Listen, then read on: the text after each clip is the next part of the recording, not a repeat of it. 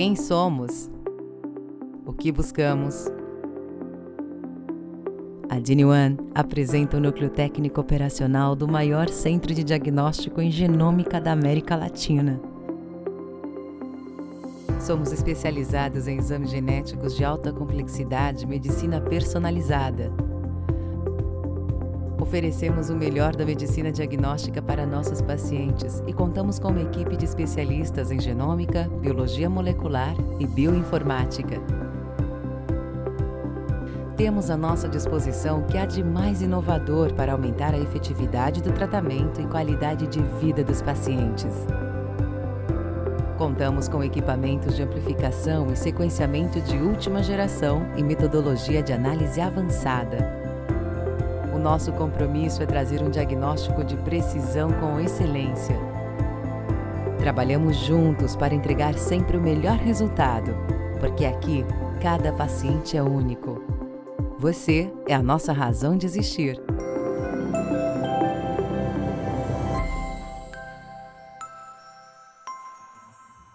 Muito boa noite! Rapidamente a sala vai se enchendo, é um prazer estar com vocês novamente. Eu sou Tereza Loureiro, do time da GeneOne, e hoje a gente tem o prazer, a satisfação de receber o Dr. Caio Brusaca. Então, agradeço, Caio, por estar participando do projeto, né, dessa parceria entre a GeneOne e a da Zeduca, nesse curso de Introdução à Genética. Tem por objetivo espalhar a genética, né, levar a genética com qualidade para o máximo de pessoas possível. Então, hoje nós teremos a aula com o Dr. Caio Brusaca, que é médico geneticista, especialista em reprodução humana.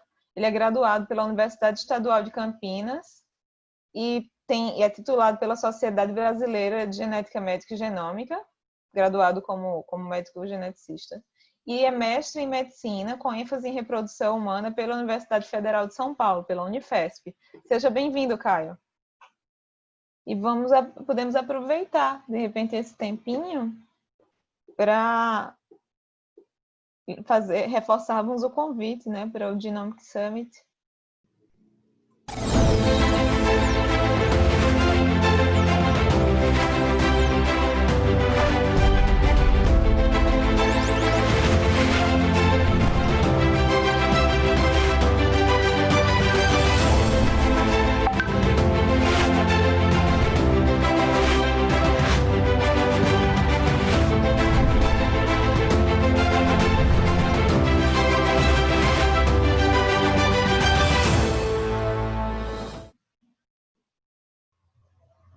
Então, está chegando entre os dias 26 e 28 de agosto, a gente vai ter esse grande evento, aí encabeçado pela GeneOne, mas com outras empresas do grupo. O primeiro evento digital com navegação 360 graus, com 2 lives simultâneas, mais de 30 palestras, 20 horas de conteúdo exclusivo, com um público estimado de até 10 mil espectadores, com grandes nomes na área. E aí muitas pessoas me perguntaram o que é um evento com navegação 360 graus.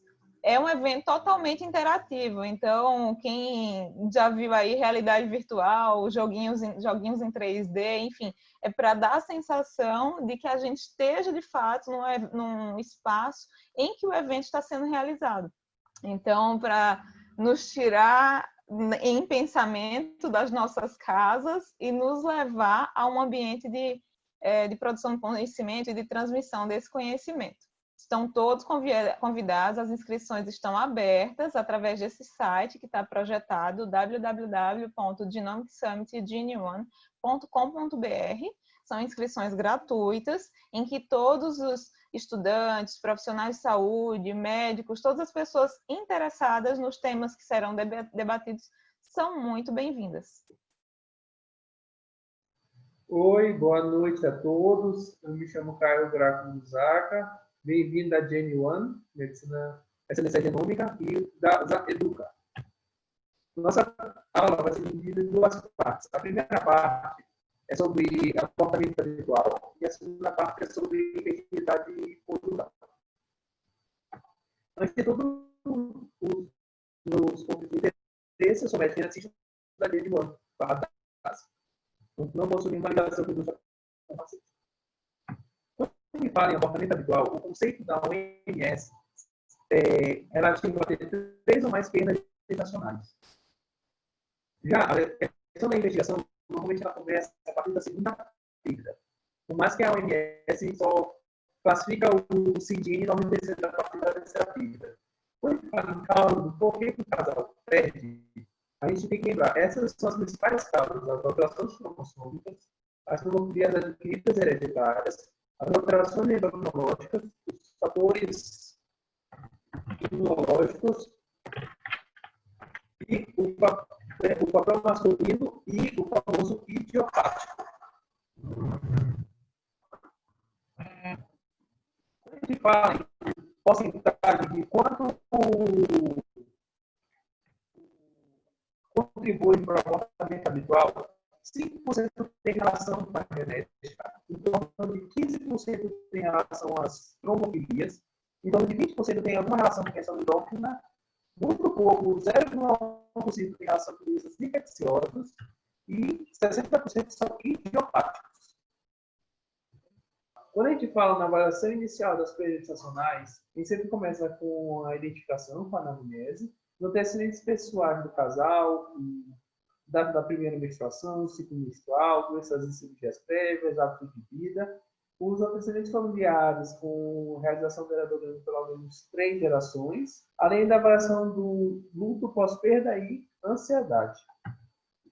Aqui está um pequeno fluxograma de todos os exames que a gente solicita, bem como as indicações terapêuticas relacionadas a cada uma das alterações encontradas. Vale ressaltar que a gente não pode esquecer do manejo do luto pós-perda, o controle da ansiedade e a avaliação multiprofissional do casal. Cada uma desses fatores eu vou falar individualmente.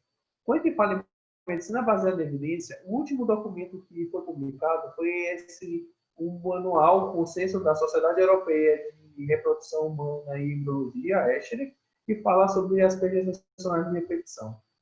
Aqui está todas as contribuições relacionadas às perdas gestacionais de repetição. Aqui estão a questão das odds, ou as chances de como o número de perdas gestacionais e a chance de gravidez, bem como a data da primeira perda até a obtenção do bebê. Quando a gente fala em alteração cromossômica, é muito alta a presença de alterações cromossômicas, principalmente as aneuploidias, em material de aborto, ou testes ovulares. 50% a 60% das causas embrionárias, principalmente as trissomias e as monossomias. 3 a 5% tem acometimento dos pais associado. Quando a gente fala em acometimento dos pais associados, a gente sempre avalia o casal convencional, onde a gente pode encontrar uma anomalia cromossômica estrutural balanceada, né? 50% de chance de gravidez com essa translocação desbalanceada, e o cariótipo não é preditivo de uma nova perda. Quando a gente fala em alteração cromossômica, existem alterações que, na verdade, não são alterações. Entre elas, os heteromorfismos, ou aumento ou diminuição de heterocromatina, que não tem material codificante. Aqui eu também aproveito para falar sobre aumento de regiões de satélite, que também não tem material codificante nessas regiões, assim como a questão dos presença de sítios frágeis, principalmente no cromossomo 16 e outros, que está muito relacionado a meio de cultura pobre folato. Quando a gente faz o cariótipo, a questão do meio de cultura é muito importante. Quando ele é pobre em folato, aumenta a chance de perdas de fragilidade cromossômica. Além de que as alterações pericêticas e paracêticas não são causas de perdas gestacionais. Entre elas, a mais comum é a inversão pericêtica do nó. Quando a gente fala em estudo material do aborto, a gente está falando basicamente em 3 tipos de exame. O cariótipo convencional, que nem sua grande limitação, a questão do não crescimento celular, ou também a questão do feminino normal. Com a extração do DNA e o advento da biologia molecular, a gente pode usar as técnicas de múltiplas amplificações de sonda da terceirização, o MLPA. utilizando as sondas subteloméricas, que é o P036 ou P070, ou até mesmo as pesquisas de microrearranjos, Deep Array, CGH Array ou até NGS. Tudo isso para tentar identificar a causa ou motivo do porquê que aquele se tem ou não alteração cromossômica no material encaminhado. O resultado normal descarta a causa genética da alteração genética do embrião, evita a avaliação e tratamento desnecessários, visto que uma vez que esse embrião não tem alteração cromossômica, não tem indicação de fertilização in vitro com análise de embrião, e o embrião aneuploide indica maior probabilidade de sucesso numa gravidez subsequente. Vale lembrar o risco de ter um filho com algum tipo de aneuploidia ter muita relação com a idade materna. Aqui só vou mostrar o que a Ashley fala sobre o screening de fatores genéticos. Onde a associação é um fator contribuinte muito grande, muda muito o prognóstico, mas infelizmente o tratamento eles colocam como não, porque dependendo do resultado, o tratamento é engravidar novamente, sem intervenção nenhuma. Quando a gente fala em trombofilia, antes de tudo, a mais comum e a mais falada e a mais importante é a síndrome do anticorpo antifosfolípide. É a única trombofilia comprovadamente associada a efeitos gestacionais adversos, 90% de risco de perda gestacional no portadora da SAP e 15% de todos os abortamentos de infecção. 2 testes positivos têm que ser feitos com pelo menos 12 semanas ou 3 meses. Esses são os critérios laboratoriais da SAP, onde a gente pede basicamente 3 exames: anticardiolipina, o anti-beta-2 lipoproteína 1 e o anticoagulante lúpico.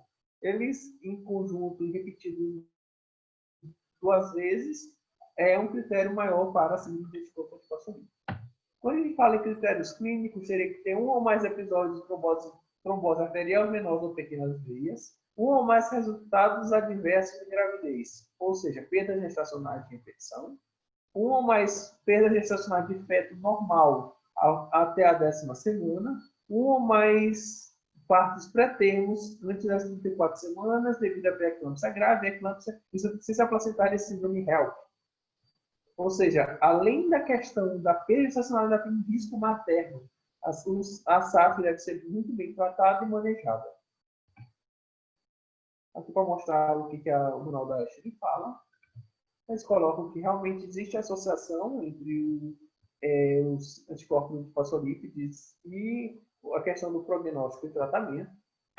Quando a gente fala em promover hereditária são a deficiência da distromina 3, a deficiência da proteína C, a deficiência da proteína S, o fator 5 de Leiden e a protrombina. Existe uma associação com perda gestacional de repetição, mas o papel causal ainda é muito controverso. Ele é mais evidente em perda de segundo trimestre e não deve ser solicitado rotineiramente para abortamento de repetição, apesar de que a gente sempre pede. Isso é o que o manual da Ashley fala.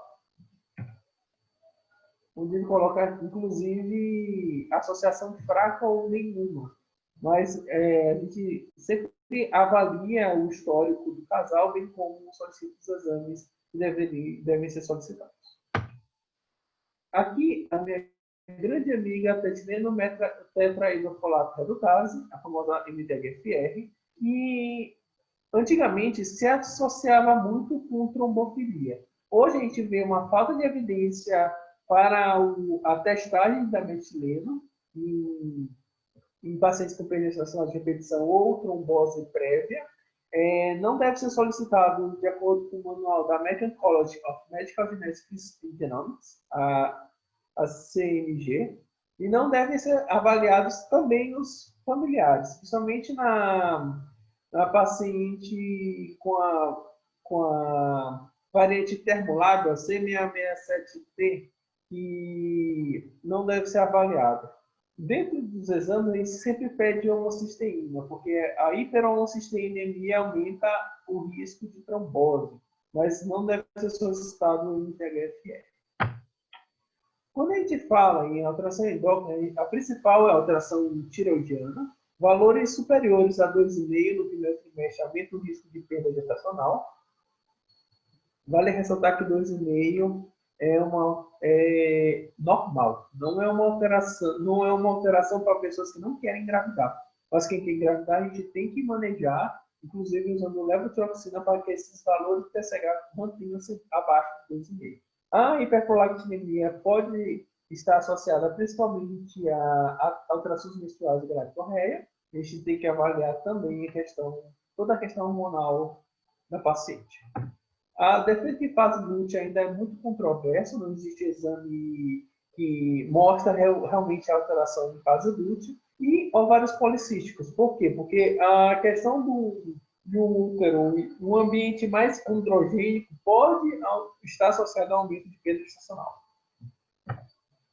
Quando a gente fala em fator imunológico, aqui existe uma nebulosidade muito grande. Existe uma sugestão de associação de peso gestacional com alteração imune, dentre elas as células NK, mas ensaios clínicos estão em andamento e até agora não mostraram um grau de evidência alto que deve ser solicitado por que tipo de exame desse tipo, bem como tratar doenças inflamatórias, seja com corticoide ou outros remédios. Não existe uma padronização nessa avaliação de célula NK uterina. Muitas pessoas solicitam célula NK no sangue que não reflete diretamente como estariam as células NK uterina. O valor prognóstico dessas medidas é muito incerto. A compatibilidade HLA é muito controversa. O cross-match de vacina são proibidos, inclusive pela Anvisa. Não devem ser solicitados, apesar de muita gente ainda solicitar o cross-match e muita gente ainda fazer a vacina, salvo em contexto de pesquisa. E até agora, nenhum teste imunológico é recomendado para a falha gestacional recorrente. Quando a gente fala no papel masculino no abortamento habitual, a gente está falando em qualidade seminal. E os estilos de vida pode estar associado ao aumento do estresse oxidativo do indivíduo, principalmente fumar, uso de álcool, atividade física, peso corporal. E a fragmentação do DNA espermático, ele poderia influenciar, de alguma forma, a questão das perdas gestacionais de repetição. Entretanto, existe uma associação moderada com a perda gestacional, não há estudos prospectivos que confirmam essa alteração, o prognóstico é incerto e nenhum tratamento foi estudado para alta fragmentação do DNA espermático. Vale ressaltar que, nesses casos, o que se faz é mudança de hábito de vida. E existem pessoas que usam vitamina E, zinco, o Vitergam para tentar melhorar a qualidade seminal. Para pacientes com varicocele, a varicocelectomia poderia ser sugerida, mas ainda não existe uma associação clara de aumento da fragmentação do DNA espermático e perda gestacional. Como fala aqui o Manual da Ashley fala, apenas cariótipo deve ser solicitado para o homem. Como medidas terapêuticas, informar que mais de 50% dos casos não indica a causa ou motivo, esclarecer que investigar não é tratar, orientar a saudável de vida independente de qualquer coisa, informar que o prognóstico do casal é bom e fazer um plano de acompanhamento da futura gestação. Claro, cada causa trata de um modo diferente. Quando eu atendo meus casais com perda gestacional, eu sempre falo que a gente deve sempre investigar antes de tratar. Porque às vezes eles já vêm com uma ansiedade tão alta, que elas querem saber o tratamento. O que eu vou fazer? Eu quero ter meu filho. A gente tem que pensar um pouquinho mais, ter um pouquinho mais de cuidado antes de colocar a carroça na frente do cavalo. Aqui, uma parada rápida, só para beber uma água, tomar um café, porque o próximo assunto ele é um pouquinho mais denso. As apresentações são um pouquinho mais rápidas. Um minutinho. Agora, podemos voltar, depois de uma pausa rápida de 5 minutos. Agora a gente vai falar um pouquinho sobre causa genética de infertilidade. Como eu falei, as perdas gestacionais é um assunto mais simples, mas menos denso. E aqui a gente vai falar muito mais sobre genética, propriamente dita, porque aqui tem várias causas genéticas relacionadas a por que um casal não consegue engravidar. Antes de tudo, eu vou dividir a parte, começar falando sobre infertilidade masculina, e depois eu vou falar sobre infertilidade feminina. O conceito de infertilidade, segundo a OMS, é um ou mais, um ano de tentativa de gravidez com relações bem distribuídas durante o ciclo, sem uso de método anticoncepcional e sem conseguir o desejado gravidez. Vale ressaltar que a partir dos 35, 38 anos, a gente começa, esse conceito vai para 6 meses. Ou seja, eu não espero um ano do casal tentando engravidar para que a gente comece a investigação. Quando a gente fala em causa masculina, as principais causas estão relacionadas à disfunção sexual, às disfunções ejaculatórias, uso de medicamento, hormônios e anabolizantes, exposição ocupacional, radiação e a vasectomia.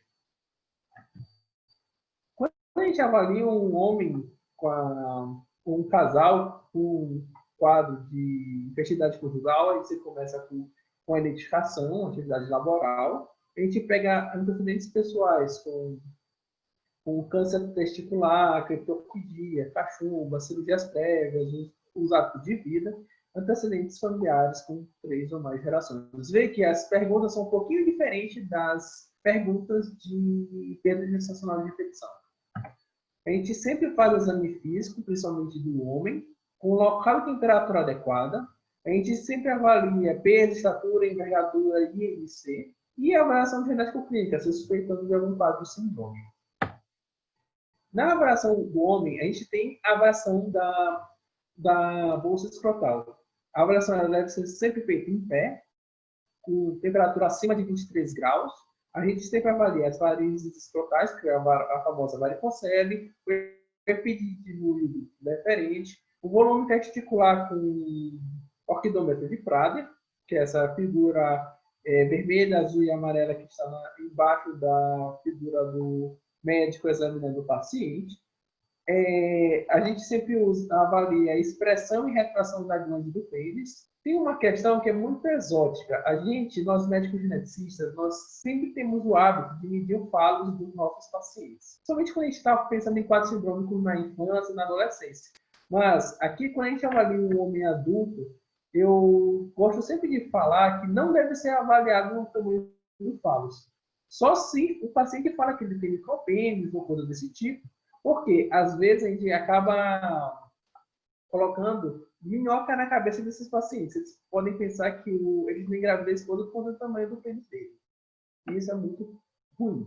A gente sempre tem que avaliar a presença de hérnia e mamas. Quando a gente avalia o homem, a gente sempre pede espermograma em 2 amostras. Aqui está os valores atuais de referência relativa a espermograma. Vale ressaltar que existe um desses indicadores, que é a morfologia, que é o Kruger, que muitos laboratórios não fazem essa avaliação. Eles só fazem o espermograma automatizado, não fazem o espermograma na lâmina. E acaba aqui faltando esse valor do Kruger. O último manual da OMS de espermograma é de 2010. E tem gente que ainda usa de 92. Então, a gente tem que avaliar muito o laboratório que a gente pede. Gosto sempre de falar que na rede da ASA, o nosso espermograma está de acordo com o manual da 2010, inclusive é um dos lugares que eu prefiro que seja feito esse exame, pois tem muito laboratório que eu não prefiro não citar o nome, que dá o pote para o homem fazer esse espermograma e manda ele ir para o banheiro, ou até mesmo o banheiro do lado de fora do laboratório. Então, a questão do constrangimento desse exame é uma outra questão que a gente tem que avaliar.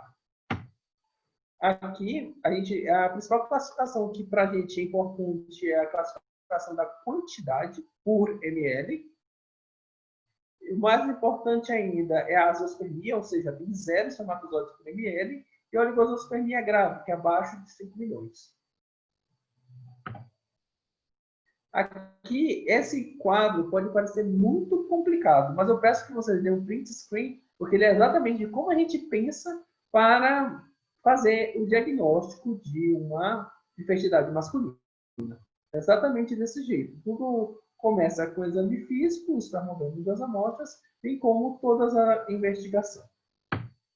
Quando a gente fala em causa genética de infertilidade masculina, a gente está falando de azoospermia obstrutiva, que é a genesia congênita de grupos deferentes, ABCDD, a azoospermia obstrutiva, que é a síndrome de Klinefelter, as falências espermatogênicas. Quando a gente fala em espermatozoides imóveis, que é a adenospermia de 100%, a gente pode estar à frente à síndrome de Cartagena, ou de cinesia celular primária, e o hipogonadismo hipergonadotrófico, que é a síndrome de Cal. Quando a gente fala em ABCDD, que é a genesia bilateral congênita de deferentes, é a principal azoospermia obstrutiva, é uma condição geneticamente determinada, faz parte do complexo da fibrose cística. Hoje, o homem que tem ABCDD, ele tem fibrose cística. Antigamente dizia que não tinha, era uma fibrose cística mais leve, mas hoje a gente já diz que ele tem fibrose cística. Além de mutações de homozigose. A heterozigose composta do gene CFTR é a base genética relacionada à fibrose cística. Ocorre um defeito parcial ou completo derivado do duto de Wolff. A espermatogênese ela é normal nessa condição, entretanto não há espermatozoide não ejaculado. Por conta da ausência do deferente, o pH é ácido. Vale lembrar que quem faz a alcalinização é a vesícula seminal. E o diagnóstico dessa condição ele é clínico. Aqui para mostrar o diagnóstico laboratorial, a gente já suspende com pH ácido. Vale lembrar que o sêmen é básico. E o sequenciamento completo do CFTR, né? Com, claro, pesquisa de 100 níveis.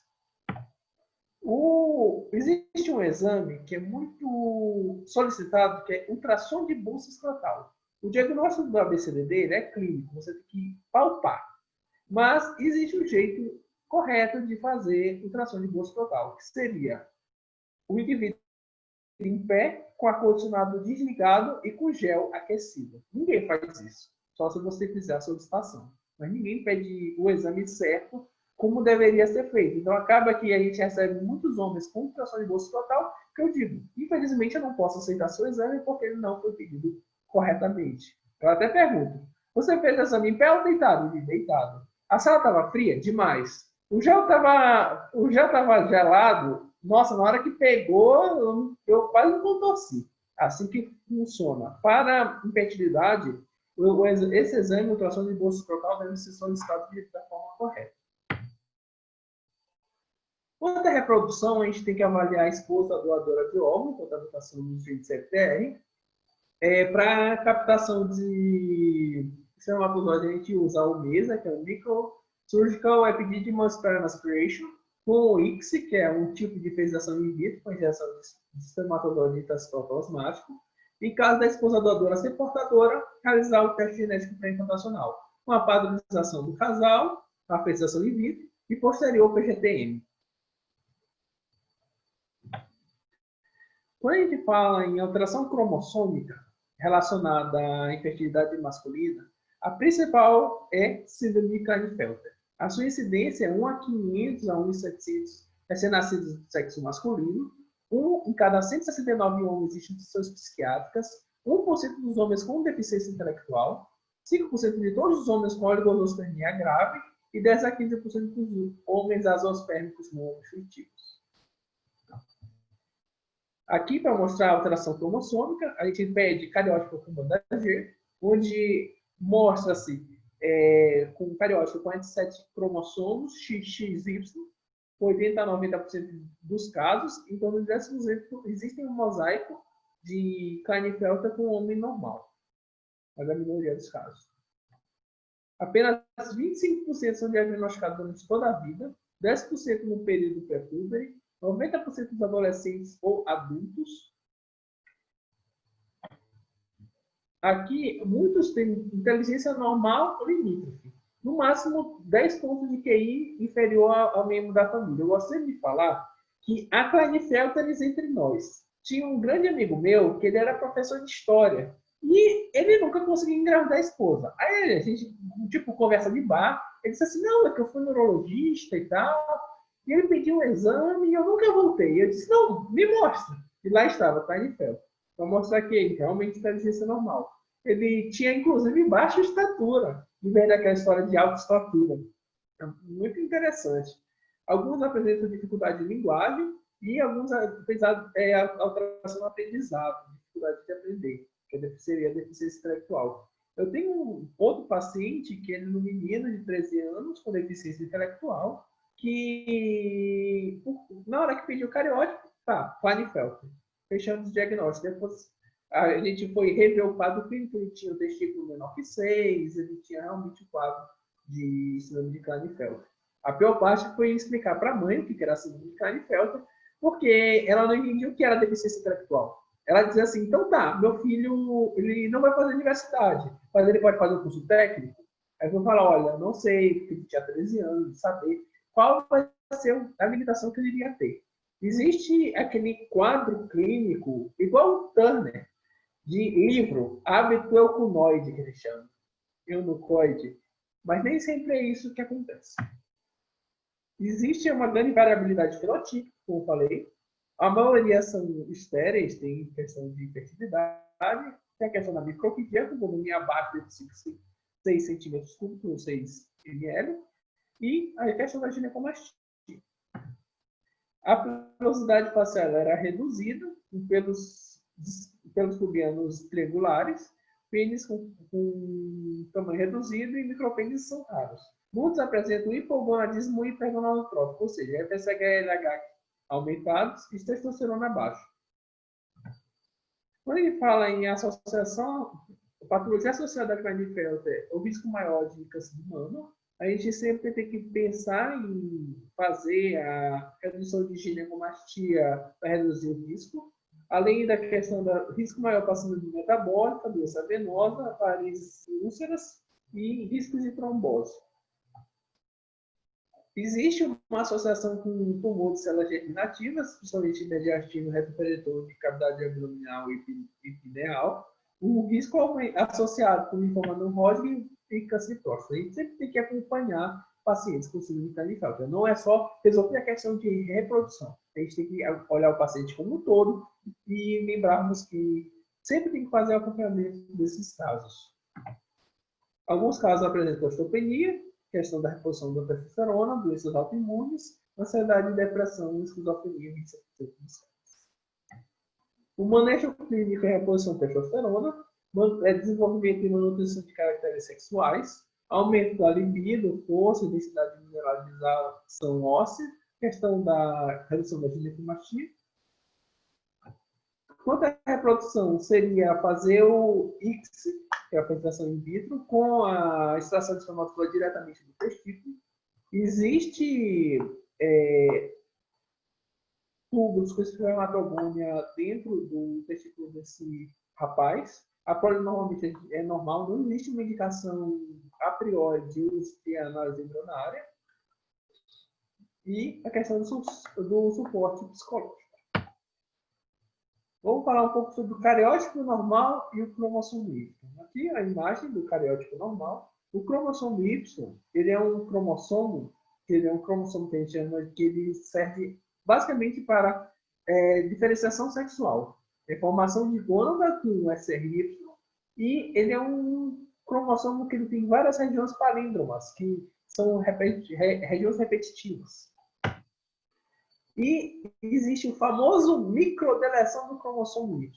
Quem já atendeu ou vai atender um caso de fertilidade masculina vai se deparar com essas regiões, porque são regiões mesmo, não são genes relacionadas ao cromossomo Y que estão relacionados à zoospermia. É uma causa muito comum de zoospermia não destrutiva. É importante investigar e definir a etiologia da falência testicular. São regiões que envolvem vários genes relacionados. Vocês podem olhar na figura, tem as regiões A, B e C, e do lado direito tem alguns genes principais relacionados. Por exemplo, no AZF-C tem o DAS, que é o Glitter de Nasospermia. É um gene muito importante. No AZF-A tem o SP9Y, que é um modulador fino da espermatogênese.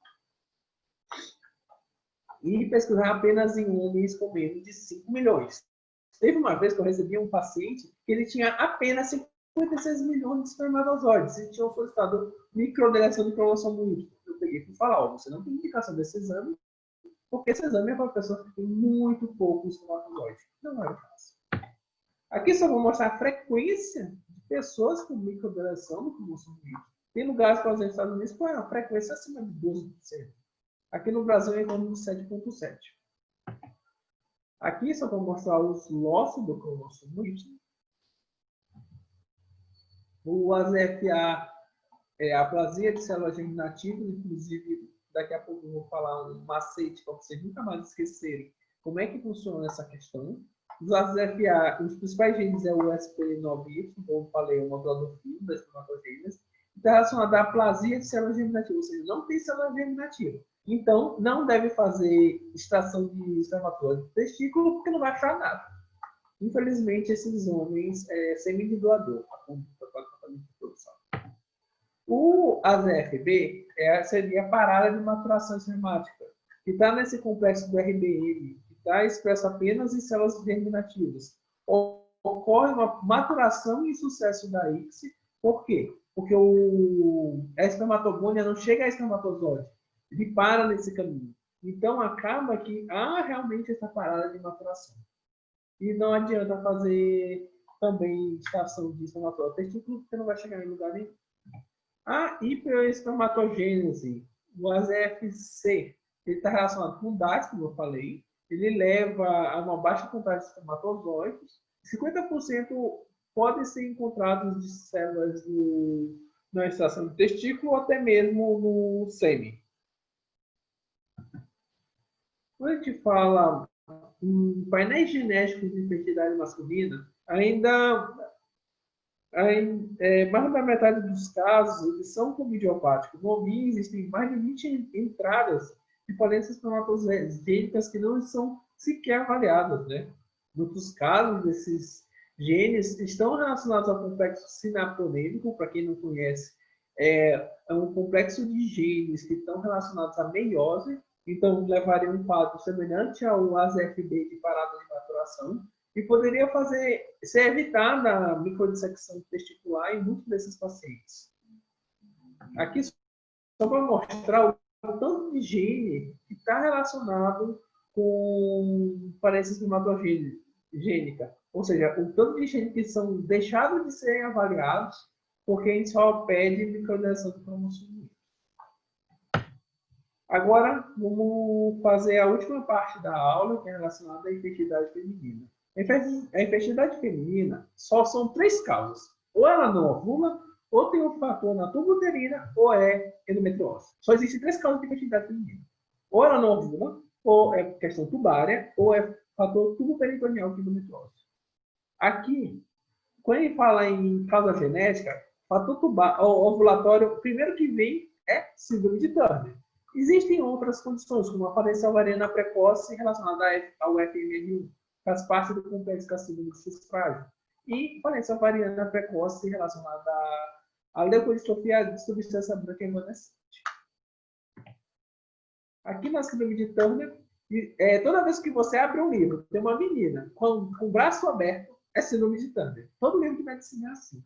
Infelizmente, mas essa imagem é a exceção. A regra é baixa estatura, hipogonadismo hipergonadotrófico e alteração cromossômica.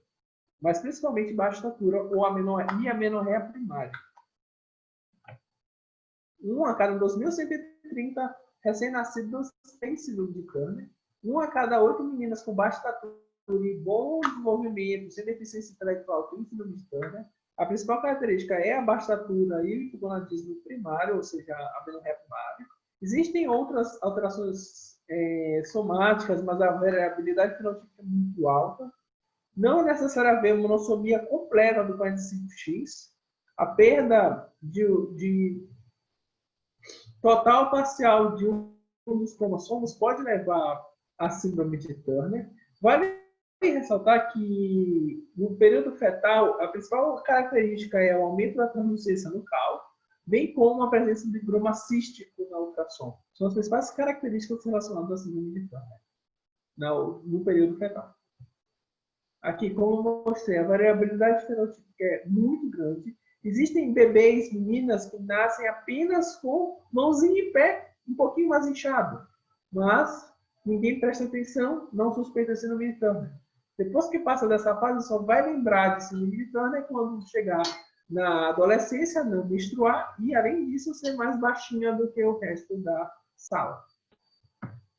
Aqui, o cariótipo 45X é a exceção, a regra é o mosaico. Existe a questão da gônada infita. Além disso, existem outras alterações que não são como 45X mais pera total passado X e Y e a questão do mosaico. Como eu falei, um terço é sem mosaico, um terço é com algum tipo de alteração de mosaico e outro terço é relacionado a outros tipos de alteração, como com o sem mosaicismo. A questão da dona de genética, que seria o estroma ovariano mais tecido idoso, os pacientes com cromossomo Y, 12% de alterações de tumores gonadais, o gonadoblastoma, com gonadectomia parcial. Síndrome de Turner, evidência relacionada à função ovariana em algumas pacientes. 30% apresentam um sinal puberal, 10% dos ciclos menstruais até o início da vida adulta, 2 a 5% da fertilidade espontânea, 50% dos nativos cromossomicamente normais. Quando a gente fala em falência ovariana precoce, a gente está falando na pré-mutação do gene FMR1, que a gente diagnostica com a pesquisa da síndrome de X-Frágil. Além disso, mulheres entram na menopausa antes dos 40 anos. E existe no heredograma a questão da deficiência intelectual em meninos e algumas crianças com síndrome de X-Frágil. A suspeita é muito sugestiva na história familiar e os exames complementares. O FSH é muito elevado e o antineriano é baixo. Então, citar os X-Frágil por PCR. Se possível, só tem blot. Só que, comercialmente falando, hoje não se faz mais só tem blot em nenhum laboratório comercial, salvo um laboratório de pesquisa. Aqui, se confirmada a questão da minha pré-mutação, existe o risco de nascer um menino com síndrome de X-Frágil. Está indicado a análise embrionária para excluir a síndrome de X-Frágil ou selecionar uma menina. É uma das poucas indicações de fazer sexagem em embrião.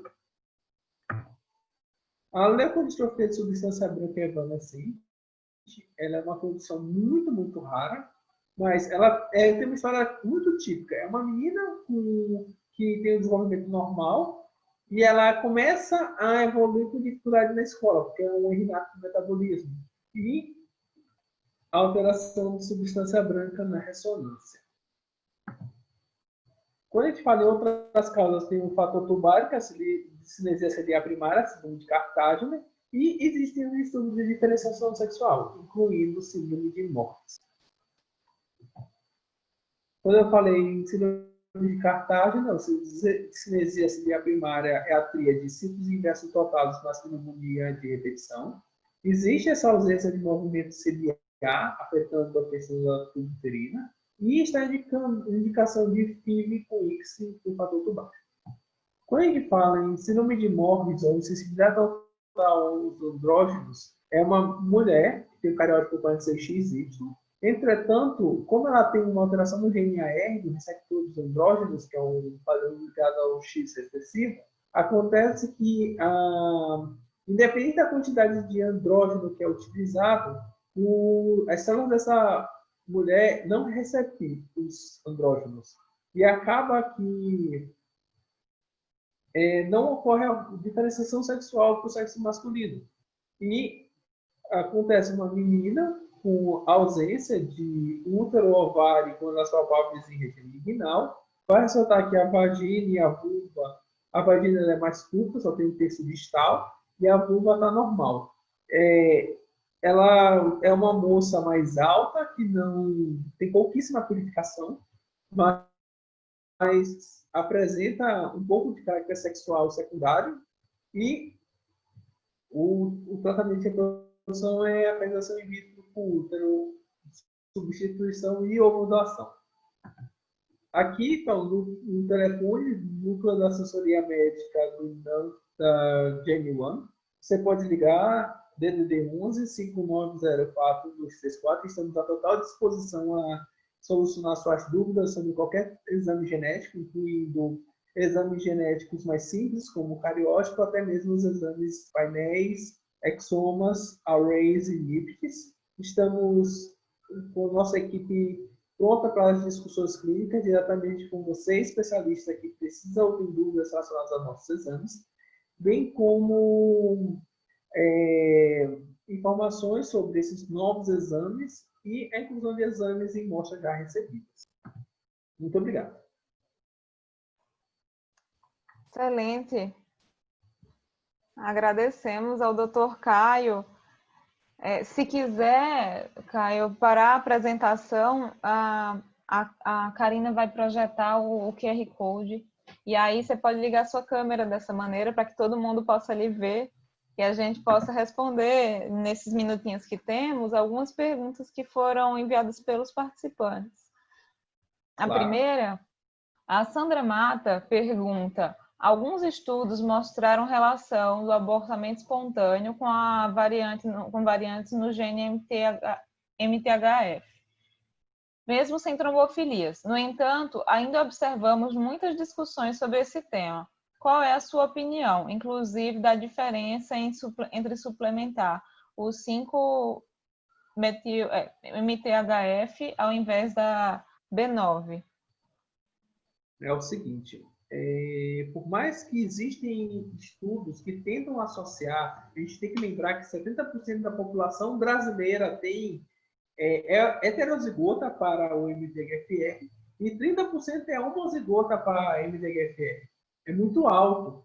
Mas não é tão alto assim o número de mulheres e casais que têm perda de repetição.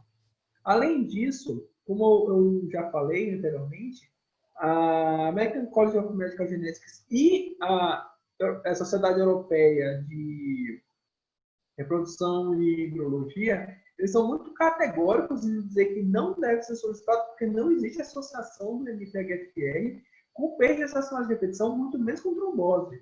E muito menos com o uso de psicotrópico, que hoje está na moda pedir MTHFR para tentar melhorar a questão dos psicotrópicos, antidepressivos e antipsicóticos. A gente tem que lembrar também que a questão do ácido fólico, as nossas farinhas são fortificadas. Na prática, a gente não precisava nem suplementar, porque nossa dieta, se a gente tivesse uma dieta balanceada, a melhor forma de conseguir vitamina é na feira, não é tomando remédio. Mas, infelizmente, com a nossa dieta altamente industrial, com o McDonald's, etc., a gente tem que fazer a questão da suplementação. O ácido fólico e o metilfolato, eles têm suas dosagens diferentes exatamente por conta disso. Também não deve ser solicitado o MTHFR para indicar o metilfolato.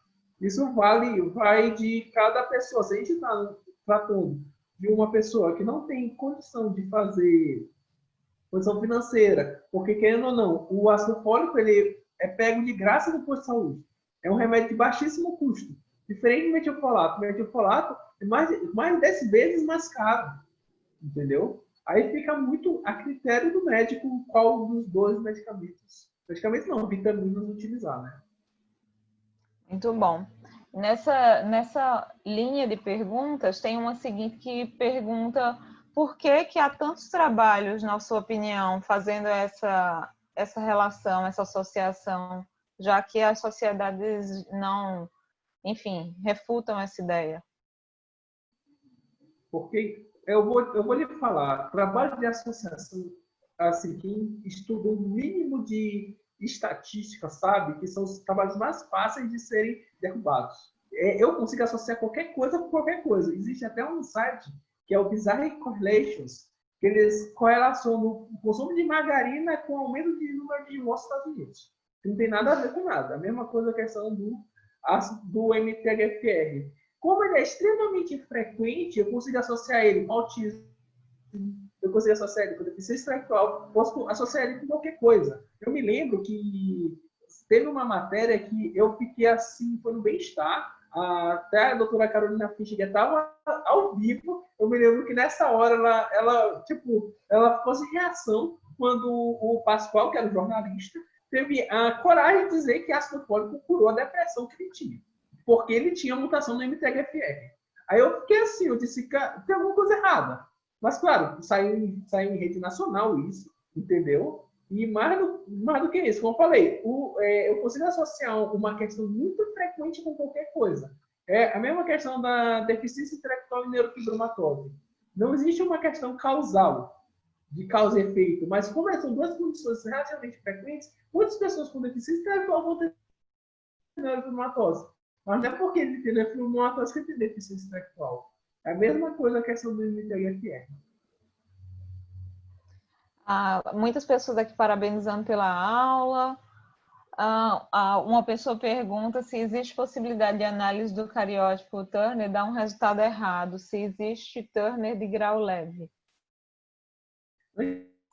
De tudo, Turner não tem grau. Ou você tem ou você não tem. É sim ou não. A questão é o seguinte. Por conta da questão do mosaico, a pergunta é quantas células foram analisadas? Existem dois exames que a gente pede. Cariótipo, com contagem de 100 células no mínimo, ou eu posso pedir um exame que a gente chama de fiche mosaicismo, que é um fiche de X e Y, que a gente avalia 300 células. Existem muitas pessoas com síndrome de Turner com um mosaico baixíssimo, que não é nem mosaico. Porque existem alterações in vitro que também podem mostrar-se como 45x com contagem de 4%, de 2%. A gente tem que sempre tomar muito cuidado com isso. Muito bom.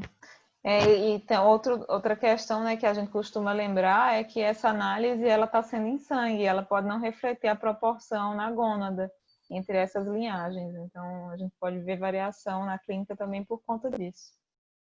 Aqui.